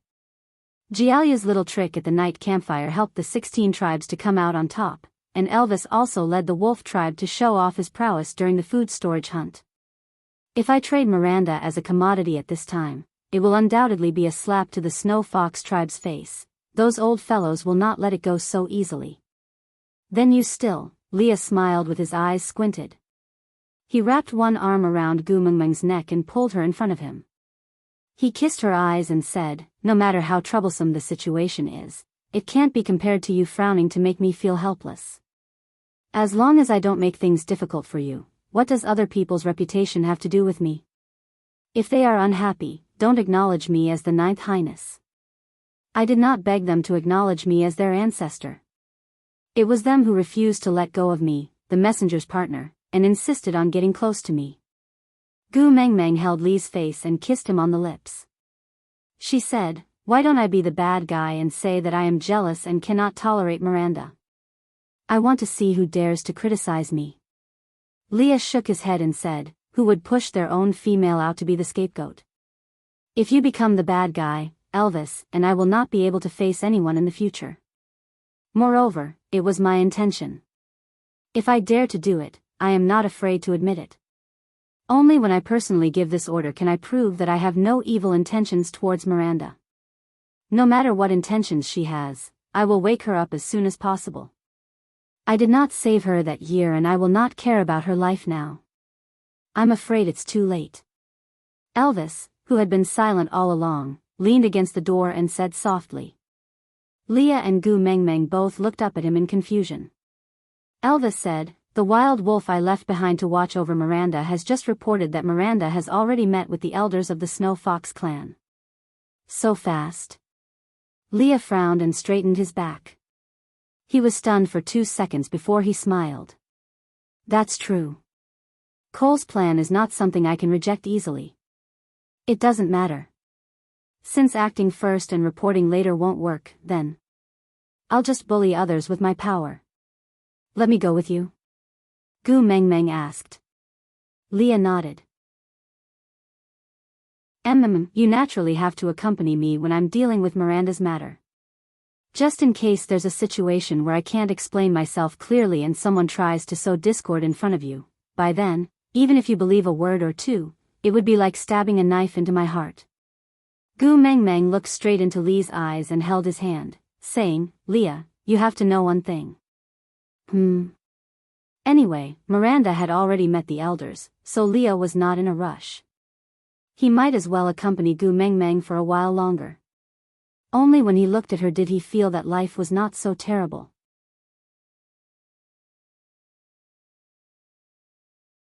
Chapter 13:21. Both of you are the people I love. No matter what I hear or see, I will always choose to believe both of you at the first instance. No matter how much evidence is thrown in my face, as long as you say no, I will believe you. So don't be so cautious and fearful. I will not try to understand my lover from other people's mouths. Leah and Elvis both smiled and nodded. They kissed Gu Mengmeng's cheeks and replied gently, all right. Gu Mengmeng then nodded and said, go and settle Miranda's matter. If my presence can make you feel at ease, I will accompany you. If you are just afraid that someone will sow discord and use this as a pretext, I don't think there is a need. Leah chuckled and circled his large tail around Gu Mengmeng's waist. He said, what if I say, I want to see you be jealous because of me? Just like that time in Saint Nazaire when you fought with Nina because of me. That kind of you made me feel so blissful that I could fly. So, I feel very conflicted. On one hand, I hope that you will be jealous because of Miranda. On the other hand, I am extremely afraid that you will misunderstand our relationship. TSK, I don't even know what I want. Gu Mengmeng rolled up her sleeves and said, you want to see me fight with other females because of you? Alright, I will satisfy you. But you have to answer a question of mine first. Yeah, I will tell you everything I know. Gu Mengmeng placed her hands on her waist and said, you still haven't told me why Miranda cares about you, Aya? Gu Mengmeng emphasized the word, Aya, causing Leah to laugh out loud. He moved closer to Gu Mengmeng's ear and bit her earlobe. He said softly, because she is shameless. She actually stole the nickname that belongs to you. Gu Mengmeng, you have to snatch it back. Gu Mengmeng raised her brows and looked at the unreasonable Leah. Leah smiled in a flattering manner and said in a flirtatious manner, everything I have belongs to you, including any nickname.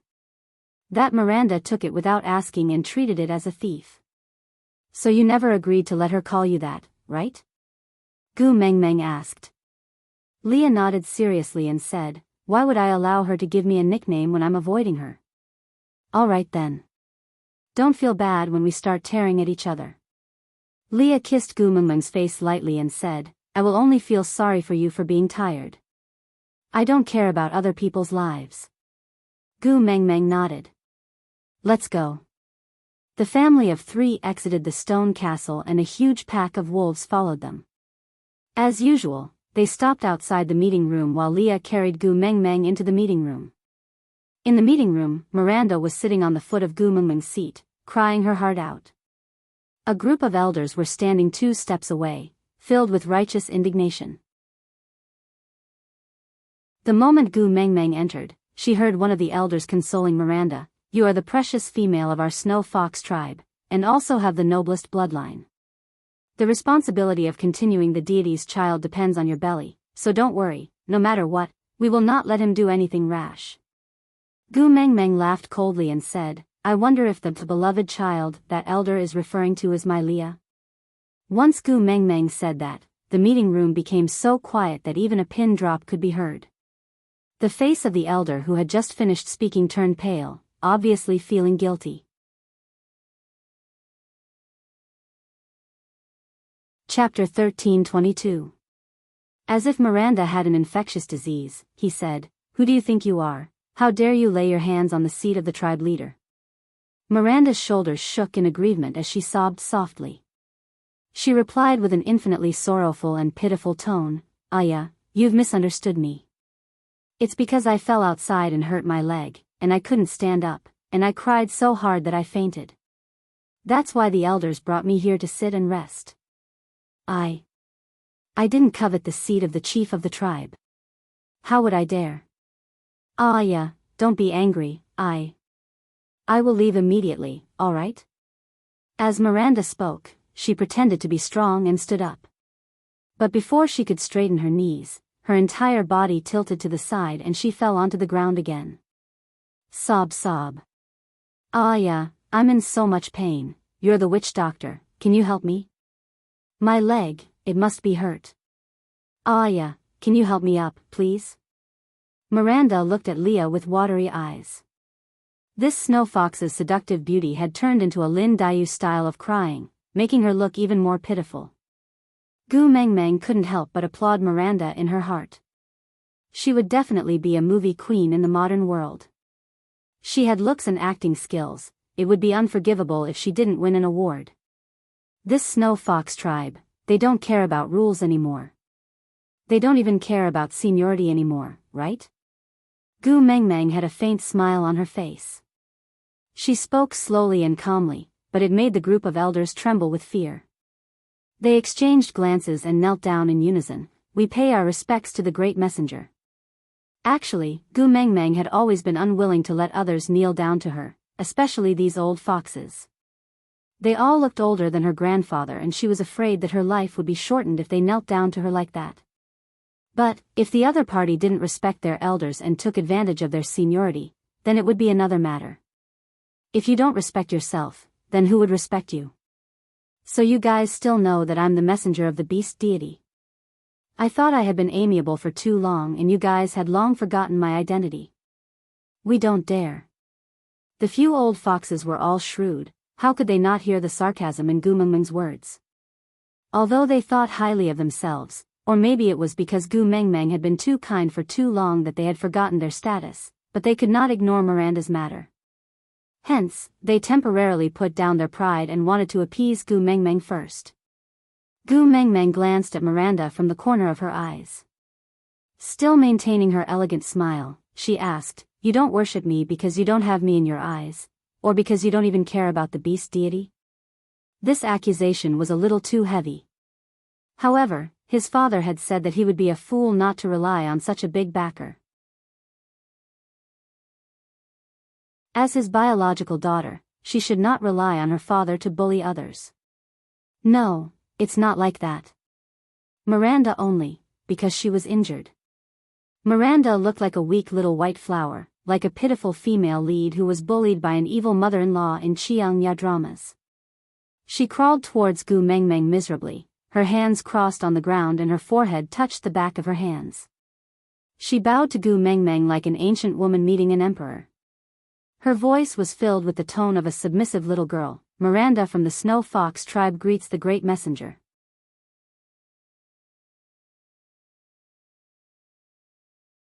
Chapter 13:23.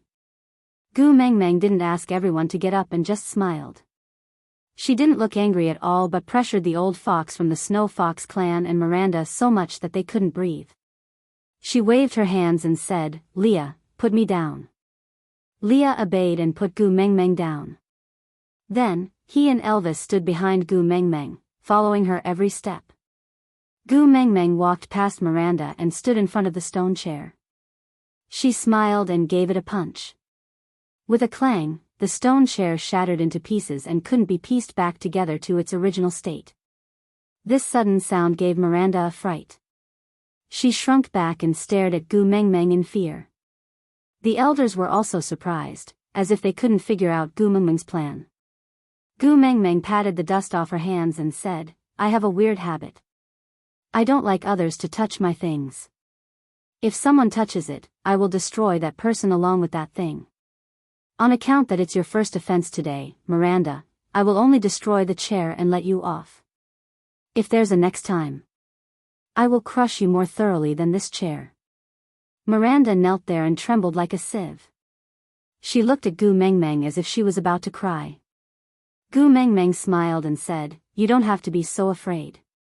I am not an unreasonable person. Since you like this chair, then take it. Now, I am giving it to you. I am representing the beast deity to reward you. You have to cherish it. If even a piece of broken stone is missing, it would be a crime of looking down on the beast deity. If you understand, then come over to receive your reward. Miranda looked at the pile of broken stones and tears streamed down her face. She cried like a pear blossom covered by rain. She was definitely crying like a fairy. She gently rubbed the spot 2 fingers below her eyes and said with extreme grievance, Aya, quickly help me explain to the great messenger. The great messenger really misunderstood me. I did not covet the great messenger's position. Sobs. Aya, what's wrong with you? Quickly help me explain. Gu Mengmeng placed her finger on her lips and made a shushing gesture. Seeing that Miranda had shut up, she then said, you can't reject the messenger's reward. No matter what you want to say, just accept the reward first. Remember, you have to personally move them away piece by piece and place them properly. If you continue to talk nonsense, I will take it that you are looking down on the beast deity. Miranda bit her lower lip, her eyes never leaving Li's face. Seeing that he had no intention of speaking up for her and was instead looking at Gu Mengmeng in admiration, a venomous hatred flashed across her eyes. But she hid it very well. It was just a flash and was immediately suppressed. He kowtowed again and said, thank you, Lord Envoy, for your reward. With that, she really started to move the broken stones with her bare hands.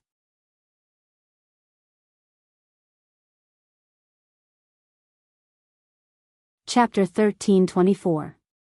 But Leah smiled and replied, 300 years ago, I am the only deity's beloved. If you are not talking about me, then are you talking about the witch doctor from 300 years ago? Elder Eugene lowered his head respectfully and replied, yes, I am talking about the Ninth Highness. Gu Mengmeng had a, I see, look on her face and frowned slightly. She asked in confusion, then, why does the continuation of my Li's bloodline depend on Miranda's stomach? How could a sly old fox like Eugene not understand? Gu Mengmeng smashed that chair just now to fix Miranda, and to intimidate herself was secondary.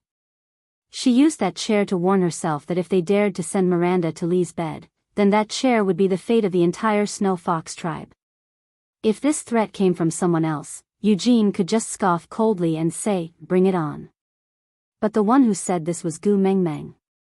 She had the capital and the ability, not to mention her Wolf King partner and that perversely strong snake beast friend, even the Ninth Highness of the Snow Fox tribe himself. He would not hesitate to massacre the entire Snow Fox tribe with just one command from Gu Mengmeng. This was supposed to be a secret plan, but Gu Mengmeng overheard it due to his carelessness. It was too late to deny it now. Eugene deliberated for a while and decided to make things clear. He knelt down and said, Mighty Messenger, you may not know, but the deity's beloved is the most noble bloodline in the Snow Fox tribe and must be inherited. And Miranda is one of the purest females in the Snow Fox tribe. So, in order to continue this noble bloodline, we need to borrow Miranda's stomach to give birth to a litter of cubs for the Ninth Highness. Of course, the emissary's status is noble, and as the emissary's companion, your Ninth Highness naturally shouldn't keep a concubine. So as long as Miranda continues your Highness's bloodline, this subordinate is willing to personally kill Miranda to prevent future troubles. Borrow someone else's stomach to give birth to a child. Gu Mengmeng chuckled and shook her head. She said indifferently, Mighty Eugene, you are so scheming. If this was in ancient times, wouldn't he be a chief eunuch? Or someone like Xiao Gao? This is also to allow the Snow Fox tribe to grow stronger so that we can continue to serve the mighty messenger better. Please understand. What if I don't understand? Gu Mengmeng chuckled. I have always been a petty person. What makes you think I can tolerate other females bearing children for my man? As soon as the child is born, Miranda will be executed immediately. She will not pose any threat to the Lord Emissary. Moreover, the Ninth Highness is deeply in love with the great messenger, so he won't fall in love with someone else because of a child. Gu Mengmeng laughed coldly and said, there are two things that Elder Eugene is mistaken about. First, regardless of whether Miranda was alive or dead, she posed no threat to me. Second, my man in any matter in any aspect, it is not your turn to arrange. Do you really think you can take advantage of your seniority just because you're an elder? Gu Mengmeng's gaze swept across all the elders kneeling on the ground and she said word by word, I'll say it here today. I, Gu Mengmeng, am a person with a lot of problems. I hold grudges and have misophobia, especially when it comes to men. Whoever dares to extend their claws towards my man, I guarantee that they won't be able to return.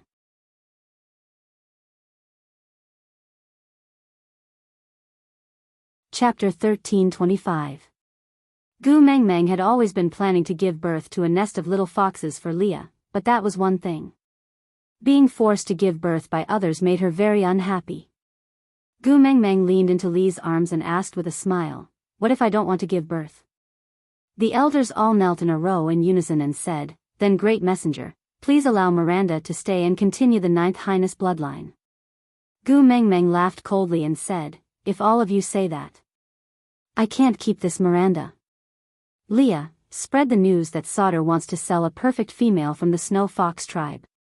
She has good looks and a healthy body, and is the best choice for bearing children. Yeah, she should be able to sell for a good price. All right. Leah answered gently without any hesitation. Miranda, who had just finished moving the last piece of broken stone, returned. She heard Gu Mengmeng's final verdict the moment she entered and her weak body slumped to the ground. Tears flowed down her cheeks like pearls from a broken necklace. She looked at Leah with a heart full of resentment and said, Aya, how could you do this to me? For the sake of our past relationship, you should at least speak up for me. Even if you have a new lover now, at least I was once engaged to you. How can you just watch as the Great Messenger sells me off? Gu Mengmeng took 2 steps forward and squatted in front of Miranda. She pinched Miranda's chin and scrutinized it, saying, if your teeth are knocked out, will you not be able to sell them for a good price? With that, Gu Mengmeng slapped Miranda's face with the back of her hand. One of her teeth loosened and Miranda spat it out together with blood. Miranda did not expect Gu Mengmeng to hit her and was so stunned that she even forgot to cry. She just stared at Gu Mengmeng in a daze. I don't like it when you give my man nicknames so casually. It makes me very unhappy. Gu Mengmeng pinched Miranda whose mouth was full of blood and asked with a smile, didn't Cole tell you that I have a bad temper when he sent you here? Don't provoke me if you want to stay alive. No, no. Miranda started trembling at the mention of Cole. It was different from her previous pitiful act. This time, she was really trembling and her face turned green instantly. She shook her head with all her might and said, Cole didn't send me here. I escaped by myself, really. Miranda crawled towards Leah as she spoke. She reached out to grab onto Lee's ankle but Leah took a step back, causing her to fall onto the ground. Her eyes were bloodshot and tears and mucus were dripping down her face. She cried extremely pathetically and shook her head desperately while shouting, yeah. 9th Highness. I really escaped by myself. I went through so much trouble to escape from Cole's clutches and come back to see you. I beg you, don't sell me, this is the only place in the entire beast world that Cole doesn't dare to come to. I can only stay in Sauter to avoid that devil. I beg you, let me stay, save me. Gu Mengmeng and Leah exchanged glances. Looking at Miranda who was crying so hard that the veins on her neck were popping out, they both believed that Miranda was speaking the truth now. The subtle reactions on her body were the most honest and it was not something that could be deceived by acting. But, what kind of person was Cole? The person he imprisoned could escape so easily? Who would believe that? Gu Mengmeng was not a heartless person but she understood the principle of not looking out for herself.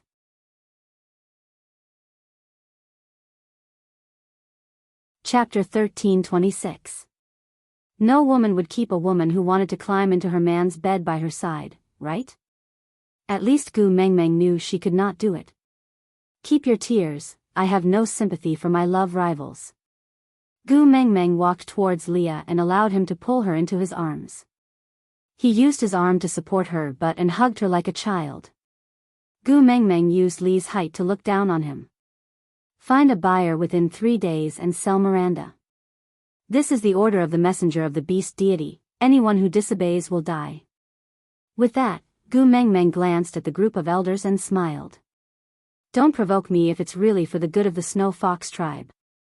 Otherwise, it's not difficult for me to make a tribe disappear without a trace in this boundless world.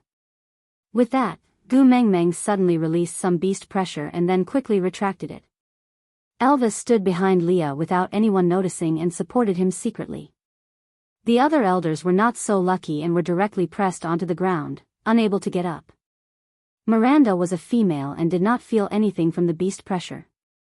She just sat there bawling her eyes out.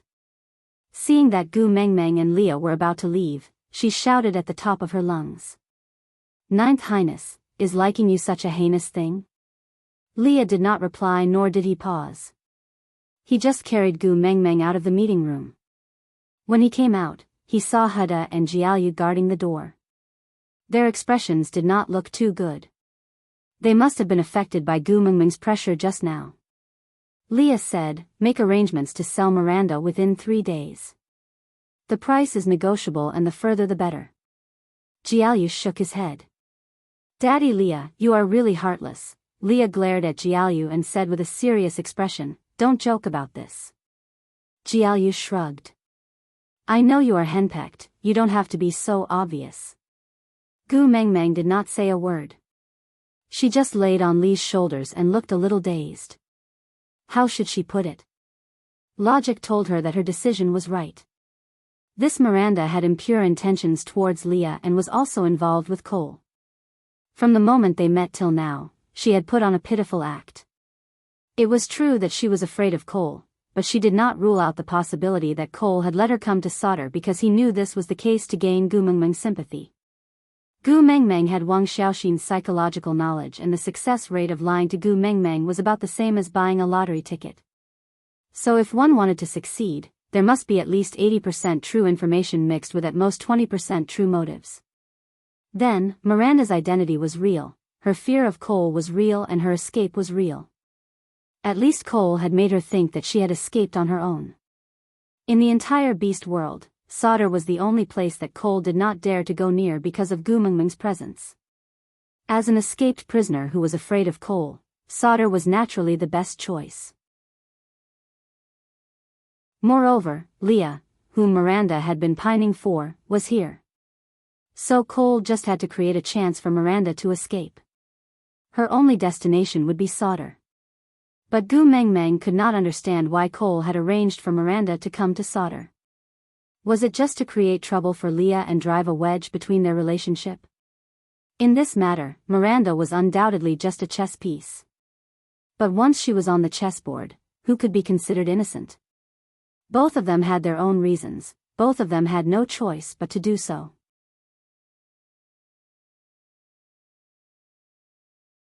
Chapter 13:27. Gu Mengmeng nodded and said, did I go overboard? Miranda looks, a little pitiful. Leah kissed Gu Mengmeng's forehead and said, silly girl. If any males continue to pester you when you don't like them, Elvis and I will be much crueler than what you did today. But you are born soft-hearted and kind, I am already very satisfied that you can do this for me. Yeah, today is the second happiest day of my life. Gu Mengmeng could not smile and could only look at Leah and ask, second happiest? Then what about the happiest day? Of course it's the day I mate with you and leave my mark on your ear. Leah smiled ambiguously and hugged Gu Mengmeng, kissing her left ear and said, Gu Mengmeng, leave Miranda's matter to me. I enjoy the sight of you being jealous because of me, but I can't bear to see you make things difficult for yourself, doing things you are not good at and don't like. Actually, Gu Mengmeng lowered her head. She could not deny that Leah was right. Gu Mengmeng had never been a white lotus, but the education she received had a moral bottom line. She clearly knew that Miranda came to Solder with Cole's motives. Once she was thrown out, based on Cole's behavior, Miranda would definitely die. She felt a sense of guilt for pushing someone to their death just to protect her own love. Gu Meng Meng. Leah pulled Gu Meng Meng's hand to his lips and kissed it, saying, "Do you know? I was so afraid that you would suddenly change the way you speak. This makes me feel as if the whole world doesn't want me anymore. I should not have forced you to do things you are not good at, I was too greedy. Forgive me this once, alright?" Gu Meng Meng's lips twitched and said, "It's not your fault, I was the one who insisted on handling it. I was the one who fought fiercely and now I am the one who feels guilty. I also don't know why I am being unreasonable, I just can't tolerate her, but I also didn't want to kill her." Leah patted Gu Meng Meng's back gently, comforting her while thinking. After a while, Leah said, "Maybe there's a place where she can never return and Cole can't hurt her." Gu Meng Meng looked up and asked, "Where?" Leah replied, "Moda Mountains." Gu Meng Meng's eyes brightened, he was right. The terrain of the Moda Mountains was so steep that even beast kings like her and Elvis could not climb up, much less a crippled beast like Cole. As long as they sent Miranda to the Moda Mountains, she would not be able to come down and Cole would not be able to go up. She would not be able to come back to harass Leah and Cole would not be able to kill her. Gu Meng Meng's mood brightened up instantly. She smiled. "Just nice, I took the love of the sky that they were guarding at the Moda Mountains and left them a snow fox female with pure bloodline. It's considered returning the favor. After all, birds could not go down the mountain as they pleased."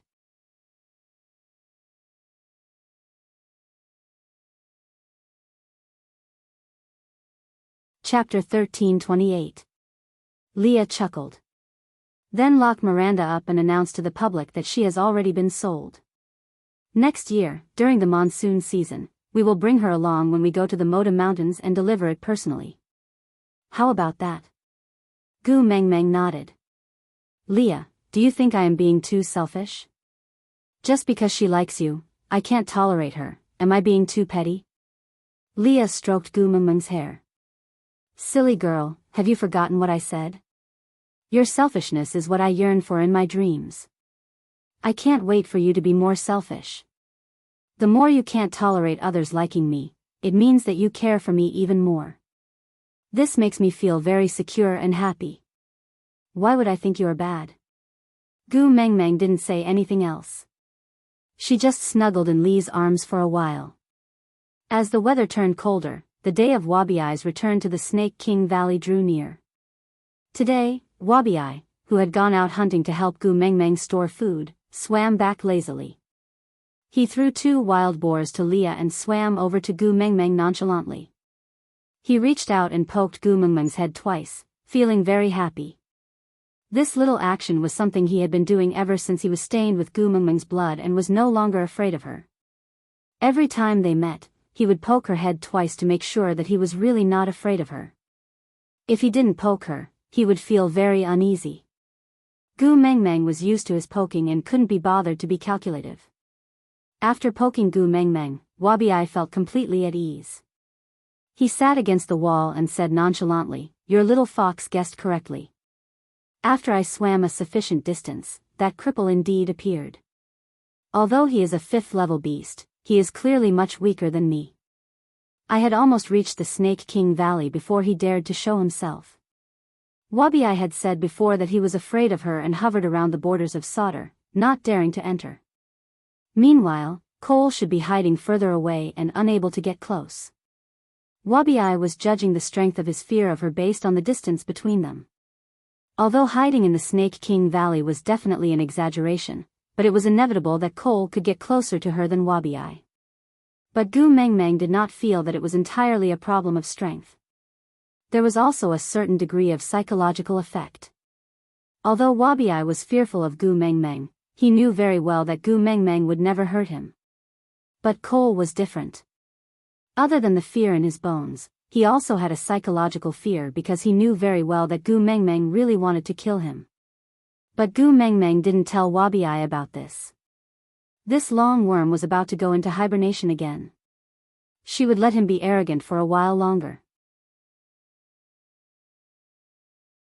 Tilting her head, Gu Meng Meng nodded in agreement and said, "Yeah, my little shit is naturally extraordinarily strong, How can a dung beetle compare to him, right? Wabi-I pondered for a while and asked, are you complimenting me? Gu Mengmeng nodded solemnly, her face full of sincerity. Wabi-I chuckled, now do you know how powerful I am? Gu Mengmeng was speechless as she held back her laughter. Then, she asked, did you act according to what Leah taught you? Wabi-I nodded repeatedly and slapped his thigh with a smile. Let me tell you, acting as Snake's little daddy feels really good, Gu Mengmeng chuckled speechlessly. Leah placed the wild boar at the side and walked over to sit beside Gu Mengmeng. He looked at Wabi-I and asked, then what was his reaction when he found out that you had become partners with the previous messenger of the beast deity?